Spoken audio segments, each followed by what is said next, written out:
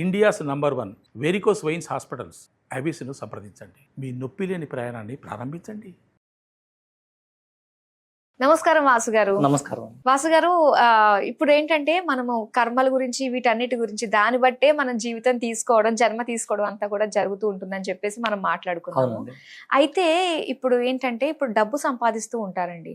ఆ డబ్బు మనం మంచిగా సంపాదించామా లేదంటే చెడుగా సంపాదించామా అన్నది పక్కన పెట్టినట్లయితే, ఇప్పుడు చెడుగా సంపాదించిన డబ్బుతో కనుక మనం పూజలు, నోములు, వ్రతాలు ఇలా దైవ కార్యక్రమాలు చేసినట్లయితే అది ఎలాంటి కర్మగా మనకి వస్తుందంటారు? లేదంటే మంచి కర్మలు చేసి వచ్చిన డబ్బుతోటి కనుక మనము మంచి కర్మలు చేస్తే అది ఎలాంటి రిజల్ట్ మనకి తీసుకొస్తుంది అంటారు? మంచి ప్రశ్న అండి ఇది. చాలా మందికి జనాలకు వస్తూ ఉంటుంది. లైవ్ గా చూస్తున్న మనసులో అనుకుంటుంటాం, ఎవరికి చెప్పం. అలా మనం చెడు మార్గంలో సంపాదించే మనీ అనేది మనకు వచ్చింది, ఒక వ్యక్తికి వచ్చింది అనుకోండి, సంపాదించాడు, రాంగ్ రూట్స్ లో మనీ ఇన్కమ్ గెయిన్ చేశాడు. సో దానివల్ల దాన ధర్మాలు, పుణ్యాలు చేశాడు. సో అతని అకౌంట్లో ఇప్పుడు మనకి ఏమున్నాయి? పాపము ఉంది, పుణ్యము ఉంది. పుణ్యం ఏముంది? పుణ్యం ఎలా ఉందంటే దైవ కార్యాలు చేశాడు, దైవ కార్యాల పరంగా అతను మంచి చేశాడు. సో గాడ్ బ్లెస్సింగ్ అనేది ఉంటుంది కొద్దిగా.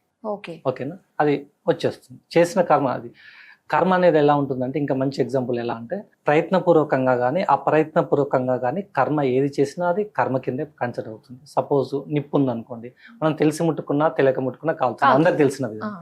సపోజ్ ఒక 4-వీలర్ లో వెళ్తున్నారు ఒక వ్యక్తి, వాంటెడ్లీ యాక్సిడెంట్ చేయలేదు, మనం అనుకోకుండా యాక్సిడెంట్ జరిగిపోయింది. సో అనుకుని యాక్సిడెంట్ చేశారు. సో ఏ విధంగా చేసినా అవతల వ్యక్తి మరణించాడు, అతనికి కాలో చేయో విరిగింది. సో కర్మ అనేది యాక్టివేట్ అవుతుంది అక్కడ. తెలిసి చేసినా తెలియక చేసినా కర్మ యాక్టివేట్ అవుతుంది. ఓకేనా? పాయింట్ అది. సో కర్మ అనేది మీరు అడిగిన పాయింట్ ఏంటి? రాంగ్ రూట్లో సంపాదించారు కదా.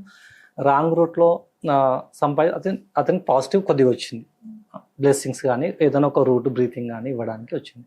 సో నెగిటివ్ అనేది, పాజిటివ్ అనేది కొద్దిగా ఉంది, నెగిటివ్ అనేది చాలా పెద్దగా ఉంటుంది అనమాట అతనికి.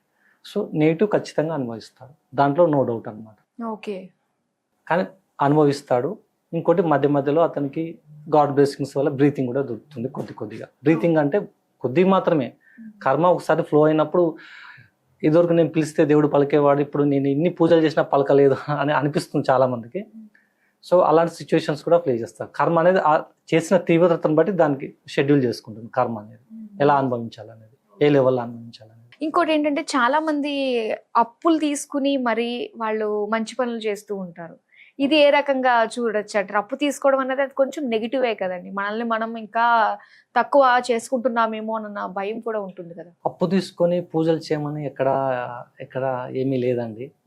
సో పూజలు చేస్తే నాకు లక్ కలిసి వస్తుంది, ఆ లక్ వచ్చాక ఈ అప్పులు తీర్చుకుంటా అనుకుంటారు జనరల్ గా, హ్యూమన్ సైకాలజీ అంతే కదా. యాక్చువల్ మీరు అడగాలనుకున్నది అదే కదా.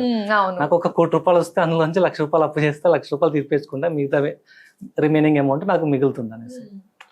సో ఇది ఎలా ఉంటుందంటే, ఈ అప్పు చేసి చేస్తాము కానీ గ్యారంటీ అనేది ఏమి ఉండదు అక్కడ, ఖచ్చితంగా రిటర్న్ వస్తుందండి. ఇదే కదా, ఇప్పుడు అప్పు చేసి పూజలు చేస్తే దేవుని బ్లెస్సింగ్స్ వస్తాయి పూజలు చేయడం వల్ల. అంతేగాని మనకి ఇన్కమ్ రావాలంటే మనం చేసే పనిలో కష్టపడాలి. ఇక్కడ సేమ్ ఎగ్జాంపుల్, మ్యాథ్స్లో ఎక్స్పర్ట్ అయితే మ్యాథ్స్ పాస్ అవుతాం, సైన్స్లో అయితే సైన్స్ పాస్ అవుతాం. మ్యాథ్స్లో రాసి సైన్స్లో పాస్ అవ్వాలంటే పాస్ అవ్వంగా, అంతే క్లియర్గా అర్థమవుతుందా? సో అదే ఎగ్జాంపుల్ అనమాట. ఇంకోటి ఏంటంటే, మనకి లేనప్పుడు రుణం తీసుకొని చేయడం అనేది కరెక్ట్ కాదండి. భగవద్గీతలో కూడా మనం శ్రీకృష్ణుడు ప్రవచనాలు విన్నాం కదా, స్పీచ్ అనేది, పండు, ఫలమో, పత్రమో, కాయో ఏదో ఒకటి పెట్టి పూజ చేసుకోమన్నాడు. మనిషికి 100 రూపాయలు వస్తే ఒక 5 రూపాయలు పెట్టి 2 అగరబత్తులు కొనేసి దేవునికి పెట్టి లక్ష్మీనారాయణ అని దేవుని ప్రార్థించుకోవడంలో తప్పు లేదు. ఒక మంత్రోచ్చారం చేసుకోవడం, ఉన్న దానిలో తృప్తిగా చేసుకున్నంత ఒకటి లేదు.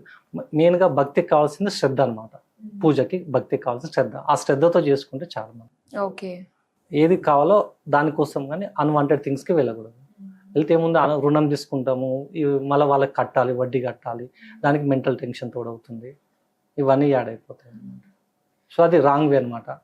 ఒక తప్పును కవర్ చేయడానికి ఇంకా 2 తప్పులు చేసిన. అలానే వాసు గారు, ఇప్పుడు మనకి ఉన్న దాంట్లోనే మనం ఎలాగో ఒకలా మంచి కార్యక్రమాలు, మంచి కార్యాలు మనం చేయాలి అని చెప్పేసి అర్థమైంది మీ మాటల్లో. ఇప్పుడు 2 ఉంటారండి, వైఫ్ అండ్ హస్బెండే ఉన్నారు. సో హస్బెండ్కి ఏంటంటే తనకున్న దానికంటే ఇంకా ఎక్కువగా పెట్టుకోవాలి, అందరికీ దానం చేయాలి, ధర్మం చేయాలి అని చెప్పేసి అన్న ఫీల్ ఉంటుంది. సో భార్యకి ఏంటంటే లేదు మనం చూసుకోవాలి కదా, మనకి పిల్లలు ఉన్నారు, మనం సాటిస్ఫై అయిన తర్వాత మనం ధర్మం చేయడం బెస్ట్ కదా అని చెప్పేసి అనుకుంటూ ఉంటారు. ఇప్పుడు వీళ్ళిద్దరిలో ఎవరిది బెస్ట్ అంటారు అసలు? వైఫ్ చేయకూడదని చెప్పట్లేదు భార్య, అక్కడ చేద్దాము అంటుంది. కానీ మన పిల్లలకి మనకి రిక్వైర్మెంట్ ఒక 100 రూపాయలు వస్తే 80 రూపీస్ మన ఫ్యామిలీ ఖర్చు పెట్టుకుందాం, 20 రూపీస్ వాళ్ళకి ఖర్చు పెడదాం అంటుంది. అంతే కదా? అవును. సో హస్బెండ్ ఏమంటున్నాడు, 80 రూపీస్ వాళ్ళకి పెడదాం, 20 రూపీస్ మన ఫ్యామిలీ తిందాం అంటుంది. కొంతమంది ఇలాంటి వాళ్ళు చాలా మంది ఉన్నారండి. సఫిషియెంట్ గా సరిపోదు ఫ్యామిలీకి. సో బెటర్ ఏంటంటే భగవద్గీతలో కృష్ణుడు కూడా చెప్పాడు, మీరు అన్నట్టు భగవద్గీత టాపిక్ ఎత్తారు కాబట్టి ఇందాక, స్వధర్మమే గొప్పది అనేసి, పరధర్మం కంటే స్వధర్మమే గొప్పది అనేసి.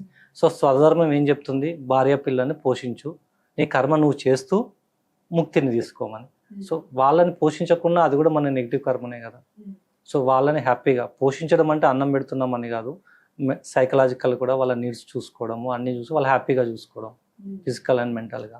సో ఇవన్నీ నీడ్స్ అన్ని ఫుల్ఫిల్ చేయాలి. సో భార్య చెప్పిన దానికి ప్రియారిటీ ఉంటుంది. మనం ఉన్న దానిలో మనం తిన్నాక కొద్దిగా మిగిలించుకొని వాళ్ళకి, మనం పళ్ళెంలో తింటున్నామని అన్నాం, ఒక ముద్ద పక్కకు పెట్టండి సరిపోతుంది. సగం పైన పక్కకు పెట్టడం కాదు, ఒక ముద్ద పక్కకు పెట్టండి. అలా అది ఎగ్జాంపుల్ అంతే. దాంట్లో మనీ విషయంలో మీరు కన్వర్ట్ చేసుకొని ఇంకా వేరే విషయంలో కన్వర్ట్ చేసుకోండి. సో దీన్ని బట్టి ఏంటంటే ఏదన్నా కూడా తనకమాలిన ధర్మం పనికిరాదు. కరెక్ట్ అండి. ఓకేనండి. ధర్మం గురించి, ఎలాంటి డబ్బుతోటి ఎలాంటి కార్యక్రమాలు చేస్తే ఎలాంటి పాప పుణ్యాలు ఎలాంటి కర్మలు అవుతాయి అన్న విషయాలు మాకు తెలియజేసినందుకు thank you so much. Thank you.